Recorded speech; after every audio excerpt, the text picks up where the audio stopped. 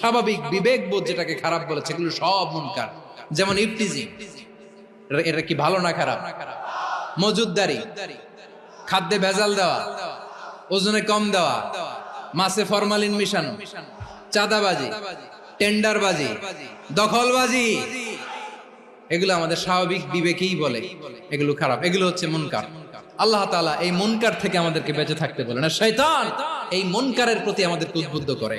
আল্লাহ তাআলা বললেন, ইয়া আইয়ুহাল্লাযীনা আমানু লা তাত্তাবিউ খুতুওয়াতিশ শাইতান ওয়া মান ইয়াত্তাবি' খুতুওয়াতিশ শাইতানি ফাইন্নাহু ইয়া'মুরু বিল ফাহশাই ওয়াল মুনকার।